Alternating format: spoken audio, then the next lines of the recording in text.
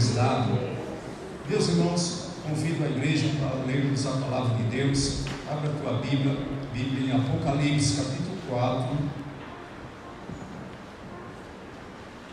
e o versículo 1. Capítulo 4 de Apocalipse, versículo 1. Quem achou, por favor, leia para mim. Depois dessas coisas, olhei, e eis que estava uma porta aberta no céu. E a primeira voz, que como de trombeta ouvira falar comigo, disse: sobe aqui, e mostrar-te-ei as coisas que depois dessas devem acontecer. Amém. Sobe aqui. Foi a voz que João ouviu estando lá no céu. Viu a porta aberta, né? E nessa noite a porta continua aberta para a sua igreja. A porta nunca fecha para nós, né? Meus irmãos, como nós falamos no princípio, que o livro do Apocalipse, do capítulo 1 ao 4, fala mais da parte histórica do livro, né? Das igrejas da Ásia, o Senhor repreendendo algumas 5 igrejas, somente a igreja de Esmirna e Filadélfia, que foram aprovadas por Jesus. Nessa noite nós possamos estar enquadrados nessa igreja, que possamos alcançar graça para fazer aquilo que agrada a Deus todos os dias da nossa vida, até que Ele venha nos buscar, ou até o arrebatamento da igreja, onde todos subiremos juntos a encontrar o Senhor nos ares. Essa é a nossa esperança, que cada vez mais arde em nossos corações, porque a igreja está ansiosa para estar para sempre com o Senhor. E não tenha dúvida que esse dia chegará. Esse dia está se aproximando. Esse dia virá, porque a palavra do Senhor, ela não volta vazia. Ela tem cumprimento, ela vem com propósito. E nós sabemos que os planos de Deus são grandes para com a igreja. Por isso Paulo disse que o olho não viu, o ouvido não ouviu, não subiu ao coração dos homens, são as coisas que Deus tem preparado para aqueles que o amam. Então nós devemos aguardar com alegria esse dia glorioso que será a volta de Jesus para levar a sua igreja. Por enquanto vamos trabalhando para Jesus, porque Ele disse: trabalhai até que eu volte. Então vamos trabalhar para Jesus com alegria. Paulo diz: combati o bom combate, estando lá em Roma, aprisionado. Ele escreve uma carta para Timóteo dizendo: combati o bom combate, terminei a carreira, guardei a fé, agora só me resta a coroa da justiça, o qual o justo juiz me dará, não somente a mim, mas a todos que amarem a sua vida. Amém? Nós estamos aqui nessa noite porque amamos a vinda do Senhor, porque temos a certeza que Ele voltará, nos levará para um lugar de glória. João aqui foi arrebatado em espírito e viu coisas gloriosas, coisas maravilhosas que ele escreve nesse livro por ordem do Senhor Jesus. No capítulo 5 do Apocalipse, João ele tem a visão de um livro, e esse livro estava à direita daquele que está sentado no trono, um livro escrito por fora, por dentro e por fora, e também selado com 7 selos. E quando o anjo faz a pergunta: quem é digno de tomar o livro, desatar o selo e olhar para ele. João, vendo que ninguém era digno, nem no céu, nem na terra, nem debaixo da terra, diz o texto que ele chorou muito, né? Ele muito chorou. Por que ele chorou? Sendo que ele estava no céu. A gente sempre aprende, né? A gente sempre ouve falar que na presença do Senhor abundância de alegria. O céu não é lugar de tristeza nem de choro, mas aqui, né, abre essa exceção para o apóstolo João. Ele, quando ele viu que ninguém era digno de abrir o livro, nem desatar os selos, ele entrou em desespero, né? Alguns comentaristas dizem que o fato de João ter chorado muito é porque aquele documento não se tratava de um documento qualquer, mas era um documento de suma importância, a qual somente a pessoa autorizada podia abrir o livro e desatar os selos, né? E alguns arriscam a dizer que aquele livro se tratava também da escritura da terra, a qual, quando Adão pecou, a terra foi entregue para Satanás, e o próprio Satanás, ele lá no Monte das Tentações, ele ali falando com Jesus, ele disse para Jesus: se tu se ajoelhar e me adorar, né, eu te darei todos os reinos deste mundo, porque a mim me foi entregue, né? Então, acredita-se que João chorou muito porque não tinha ninguém digno de abrir aquele livro, e sendo assim, a terra continuaria sobre o domínio do Satanás. Pois bem, então nós, irmãos, a verdade é que quando João começa a chorar, um ancião se aproxima dele e diz: não chores, eis aí o leão da tribo de Judá, ele venceu e o livro ele abrirá. Aleluia. Jesus é o Senhor dos céus e da terra, e Ele tem todo o poder, porque só Ele venceu o mundo, o pecado e o diabo. Meus irmãos, então, sendo assim, esse livro, a qual estava selado com 7 selos, logo no capítulo 6 você vê a abertura dos 4 primeiros selos, que fala dos 4 cavalos que aparecem no Apocalipse: o cavalo branco, em seguida vem o cavalo vermelho, depois o preto e por fim o amarelo. O cavalo branco, aquele que estava sentado sobre o cavalo branco, ele tinha um arco e foi-lhe dado uma coroa para sair vencedor. É por isso que muitos acreditam que confundem esse cavaleiro do cavalo branco aqui no capítulo 6 com o cavaleiro do cavalo branco lá no capítulo 19 de Apocalipse. Ali no capítulo 19 diz claramente que é o Senhor Jesus, né?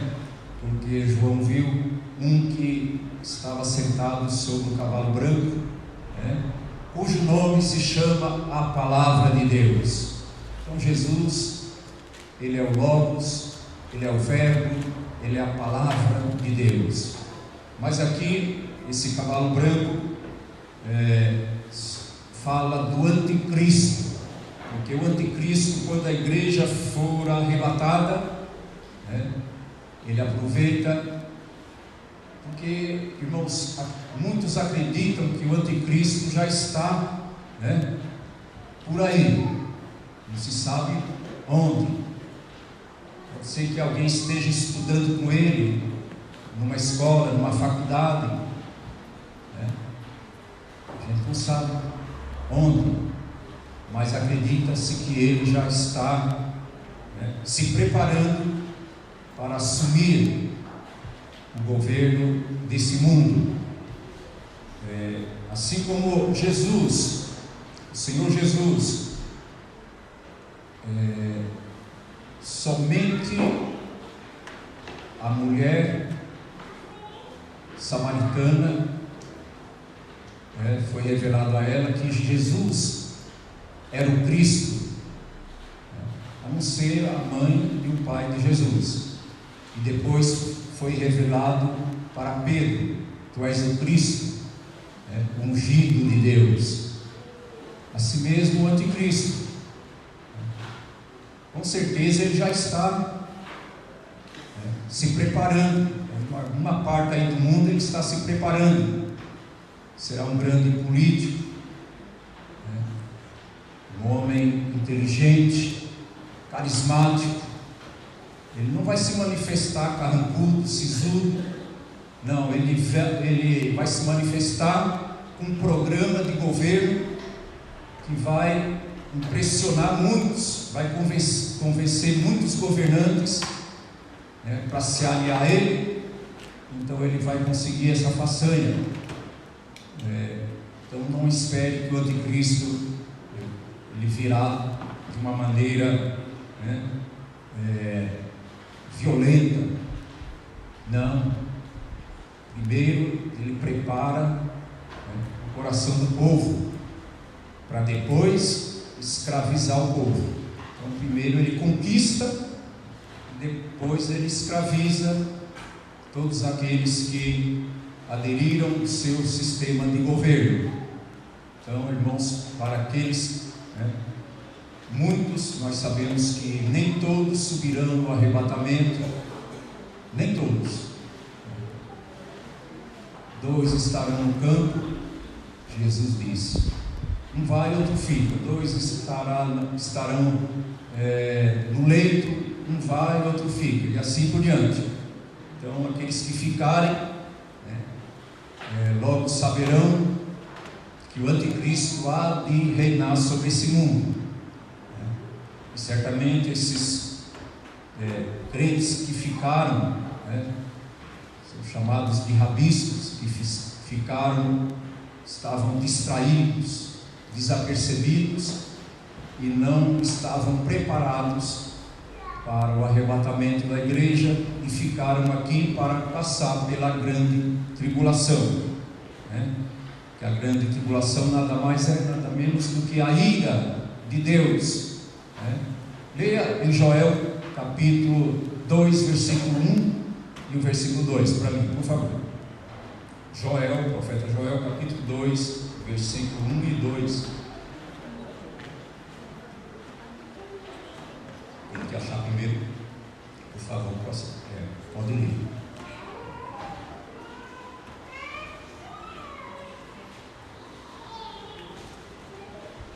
Quem achou pode ler. Tocai a trombeta em Sião e clamai em alta voz no meu santo monte. Tremam todos os moradores da terra, porque o dia do Senhor vem, já está perto. Pode ler o 2 também. Dia de trevas e de escuridão, dia de nuvens e densas trevas, como a alva espalhada sobre os montes, povo grande e poderoso, o qual nunca houve desde o tempo antigo, nem depois dele haverá, pelos anos adiante, de geração em geração. Amém. Então, meus irmãos, você vai encontrar essa expressão, o dia do Senhor, em vários livros do Velho Testamento, não só Joel, mas Sofonias, Jeremias, Isaías, muitos profetas, tantos profetas menores, como também os profetas maiores. Você vai encontrar essa expressão, o dia do Senhor, aonde Deus vai tratar com Israel e também tratar com os filhos da desobediência. Então, o dia do Senhor, quando você lê na palavra de Deus, tanto no Velho Testamento como no Novo, O dia do Senhor é a ira de Deus que há de se manifestar no grande dia do Senhor, né?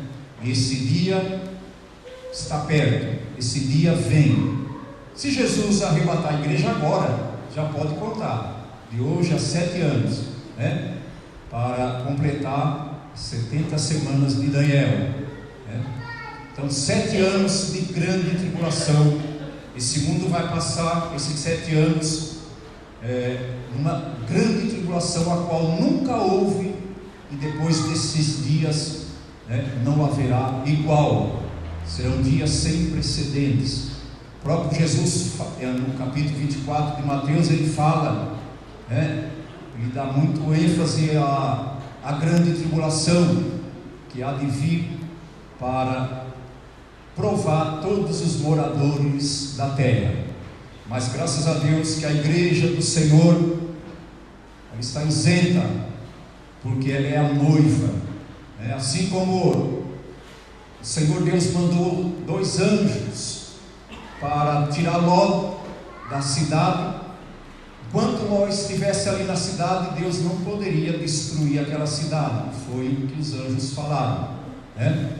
Então, enquanto a igreja de Deus estiver aqui na terra, Deus não poderá entrar em juízo, porque grande tribulação é a ira de Deus, são juízos de Deus, e na grande tribulação vai acontecer, né, muitas coisas semelhantes ao que aconteceu lá no Egito. Muitos querem, colocam o livro de Apocalipse como um livro simbólico.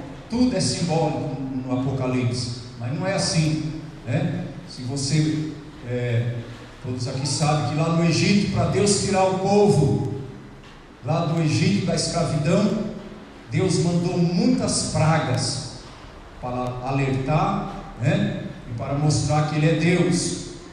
Então, meus irmãos, as pragas, os juízos que serão derramados no período da grande tribulação, né, será literalmente, né, não será simbólico, será real, vai acontecer. Tudo que está escrito vai acontecer. É claro que tem muitas coisas que é simbólicas, mas nem tudo é simbólico. Temos que, né, separar as coisas, porque senão a gente vai entrar no extremismo, né? Então temos que vigiar muito e estudar a palavra de Deus e estar ciente que a grande tribulação é juízo de Deus, é o tratar de Deus com Israel e também com os moradores da terra, com os ímpios, com os idólatras, né? Com os feiticeiros, enfim, contra todos aqueles que cometem e praticam a iniquidade. Então, meus irmãos, quando o cordeiro, né, João viu um cordeiro como morto, né, que é o Senhor Jesus Cristo, ele desata o primeiro selo. Quando ele desata o primeiro selo, ele avista esse cavaleiro, né, esse cavalo branco. Símbolo branco é símbolo da paz. E o anticristo realmente ele vai trazer uma paz para esse mundo. Por isso que muitos vão aplaudir o seu sistema de governo, né? Mais para frente a gente vai falar sobre isso. Muitos vão dizer uns para os outros quem é semelhante à besta, né? Porque realmente o anticristo ele vai governar esse mundo. Claro que Satanás está por trás de tudo isso, né? O dragão, a antiga serpente, vai lhe otorgar esse poder, né, para que o anticristo possa governar esse mundo. E a princípio ele terá sucesso, ele será aplaudido.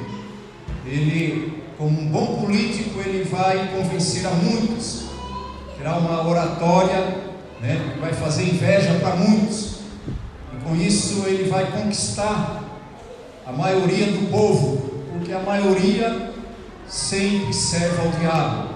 Isso é como a gente quem sabe de saber que a maioria serve ao diabo. E a Bíblia diz que o mundo jaz no maligno, né? Então o anticristo ele vai conseguir trazer uma falsa paz. Uma falsa paz.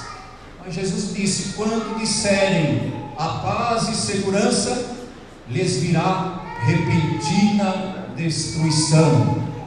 Porque o anticristo, quando ele entrar no templo, como disse Daniel, ostentando-se ser Deus,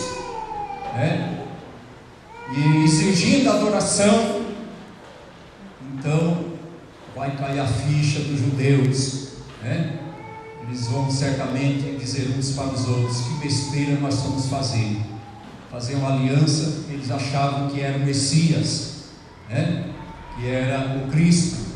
Então eles vão se arrepender profundamente de terem se aliado ao anticristo. Mas agora é tarde, está feito, está feito. E Jesus disse: passará os céus e a terra, mas as minhas palavras não hão de passar. Então, meus irmãos, tudo que está acontecendo no mundo já está planejado lá em cima por Deus. Nada acontece por acaso, nem mesmo Satanás pode fazer nada se não houver uma permissão de Deus. Satanás ele vai até onde Deus permite, ele não pode ultrapassar os limites, porque Deus é que escreve a história da humanidade, porque todo o poder pertence a Ele. Então nós louvamos e adoramos a esse Deus todo-poderoso que fez os céus e a terra. E o roteiro da minha vida, o roteiro da tua vida está nas mãos de Deus. Por isso, Jesus disse: não andeis ansiosos pelo dia de amanhã, que vocês vão comer, beber, se vestir. Crente não precisa ficar ansioso, é somente fazer a vontade de Deus, que essas coisas vêm de reboque, as bênçãos vão te acompanhando. Então não precisa entrar em desespero, não precisa entrar em desespero, porque tudo está no governo de Deus. Deus está no controle, Deus está no comando da história da humanidade, e principalmente na história dos seus servos. Por isso, ninguém aqui na igreja precisa ficar ansioso, preocupado com a crise, e agora?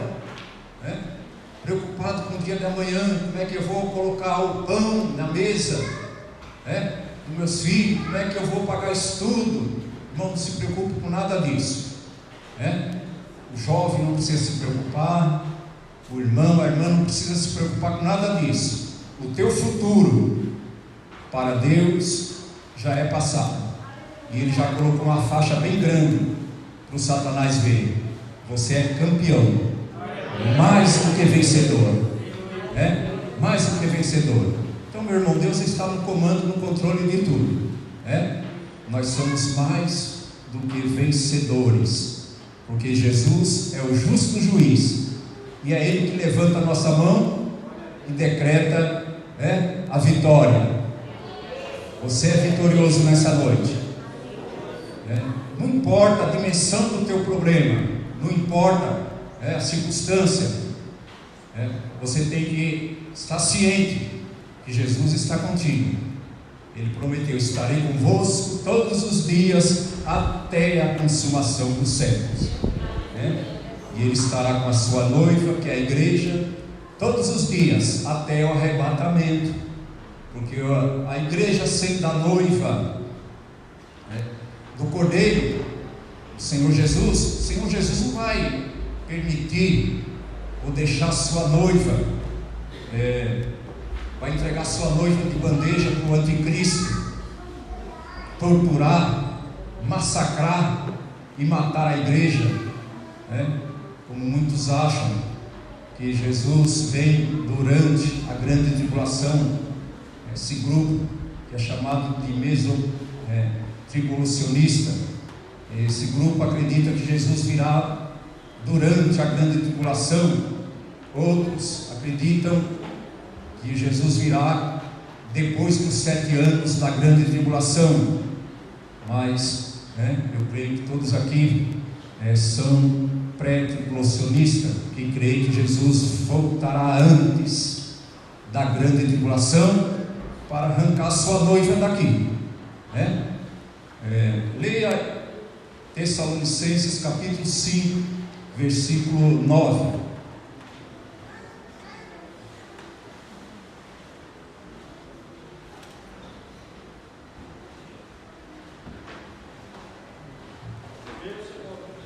Tessalonicenses 5, versículo 9. Quem achou pode ler. Porque Deus não nos destinou para a ira, mas para a aquisição da salvação por nosso Senhor Jesus Cristo. Amém. Porque Deus não nos destinou para a ira. Grande tribulação é a ira de Deus, conforme nós lemos lá em Joel 2, 1 e 2. Grande tribulação é o dia da ira do Senhor, que será derramada sobre todos os filhos da desobediência. Então o Senhor não destinou a sua igreja para a ira, graças a Deus por isso. Ainda 1 Tessalonicenses capítulo 1, versículo 10. Capítulo 1, versículo 10, pode ler. Aristarco, que está preso comigo, nos saúda, e Marcos, o sobrinho de Barnabé, acerca do qual já recebestes mandamentos, se ele... 1 Tessalonicenses 1, 9, é isso? 1, 10.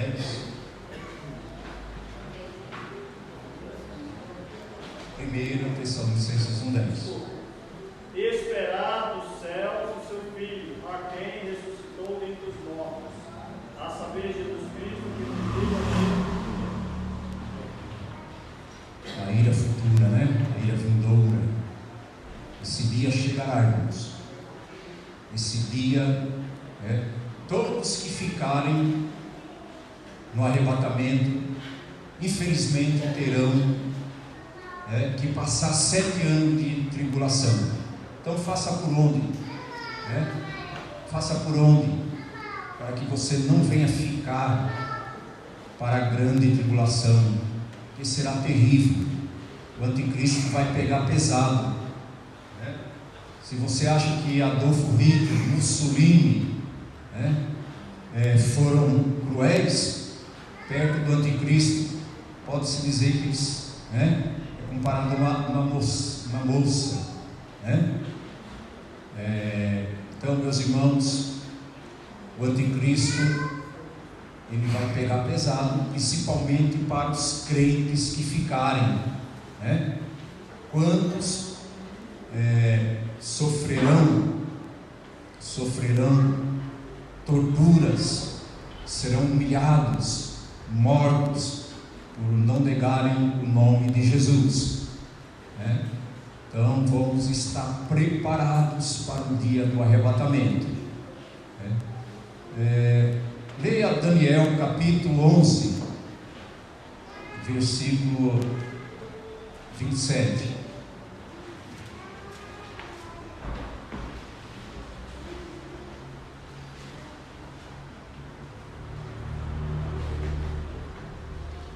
Também esses 2 reis terão o coração atento para fazerem o mal, e uma mesma mesa falarão a mentira. Ela, porém, não prosperará, porque o fim há de ser no tempo determinado. Versículo 37. 37. Não, eu falei errado. E não terá respeito aos deuses de seus pais. Pode ler. Nem terá respeito ao amor das mulheres, nem a qualquer Deus, porque sobre tudo se engrandecerá. Está vendo? Está vendo como vai ser a peça? Então, meu irmão, não queira ficar, principalmente as mulheres. A irmã leu aí, ele não terá respeito ao amor das mulheres. Né? Então, mulheres, principalmente, né? Faça por onde não ficar, porque o anticristo vai te perseguir, o exército dele vai te perseguir, ele não terá nenhum respeito ao amor das mulheres, né? Então vai ser cruel. Por isso que Jesus disse: ai das grávidas, rogai a vosso Pai para que a vossa fuga não seja no inverno, né? Fuga de quê? Do anticristo, porque muitos vão ter que se esconder nas cavernas, nas florestas, passar 7 anos comendo inseto, né? Vai ser triste. Aí tem pessoas que falam: eu comer inseto, né? Irmãos, a fome faz qualquer um delirar. Lembra lá em o cerco de Samaria? As 2 mulheres combinaram, olha, a fome era tanta, elas ficaram transpassadas. A fome faz qualquer um delirar. E elas combinaram: olha, vamos fazer o seguinte, hoje a gente mata o meu filho, come, amanhã é a vez do seu.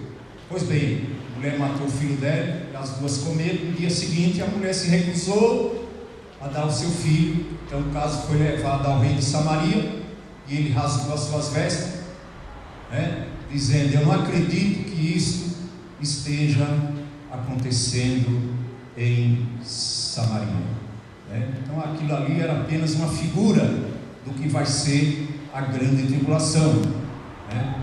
A grande tribulação vai ser uma perseguição cerrada do anticristo. Ele não vai ter respeito a nenhuma religião, a nenhum Deus. Ele vai se ostentar ser Deus e acabou. E como foi no tempo da velha Rússia, né?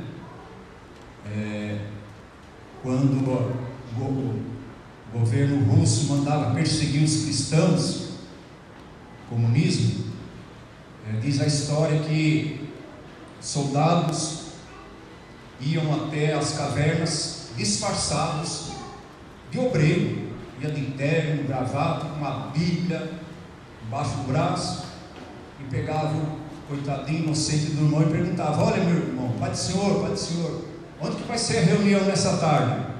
Olha, segue essa trilha, vira à direita, ali tem uma caverna, vai estar uma marca, um X ali, é onde nós vamos se reunir para orar, para ler a palavra. Ah, que hora vai ser? Tal hora. Sabe quem chegava lá? Era o exército, né? Eram os soldados do governo russo, né? E saía espancando os crentes violentamente, arrastando as mulheres pelo cabelo, dando butinada, prendiam os cristãos e torturavam eles até a morte, para eles negarem o nome do Senhor Jesus Cristo, né? Conta a história que eles pegavam uma tábua, soldado, o outro vinha com um alicate, puxava a língua do irmão, e o outro vinha com prego, pregava a língua naquela tábua, né? Outros eram torturados tendo a bola dos olhos furadas por alfinete, por agulha, colocavam agulhas debaixo da unha, era aquela tortura. Imagina o anticristo, né? Imagina o anticristo, as sessões de tortura que irão passar os crentes que foram deixados para trás, os rabiscos, né? Vai ter salvação na grande tribulação? Vai ter salvação, só que, né, é pela graça, só que vai ter que passar pela grande tribulação. Fazer o quê? Não quis se preparar para o arrebatamento. Hoje em dia, eu não sei aqui, mas lá na minha igreja tem muito crente dodói, não me toque, tem muito crente assim. Tem muitos lugares, tem muitos crentes assim, qualquer coisinha já sai da igreja, uma lutinha, uma dorzinha de cabeça, já está murmurando, já está reclamando. Ah, hoje está muito frio, não vou para a igreja, Ah, está muito calor, não vou para a igreja, sempre arruma uma desculpa. Ah, trabalhei a semana inteira, estou cansado, não vou para a igreja. Mas, meus irmãos, quando chegar a grande tribulação, esses crentes que ficarem serão os primeiros a estarem dentro das igrejas, querendo agora se reconciliar, né? E terão que pagar pelas suas próprias vidas, né? Para serem salvos, tem que, claro, aceitar Jesus de novo, seguir a Jesus, e tem que enfrentar a perseguição do anticristo. E ele vai ser um especialista em tortura, vai torturar os crentes com um nível tão alto que nunca houve. Por isso que Jesus disse: nunca houve dias como esse, e depois destes nunca haverá. Além da perseguição do anticristo, das torturas, ainda tem as pragas, depois nós vamos falar sobre as pragas, porque quando pisado o 7 selo, aí vem as 7 trombetas, depois em sequência as 7 taças da ira de Deus, Então a grande tribulação não vai ter um dia de folga, não vai ter um dia que você não vai se levantar e vai dizer: hoje estamos em paz, o mundo está em paz. Não, quando começar a grande tribulação, ninguém vai ter paz, porque Deus vai entrar em juízo.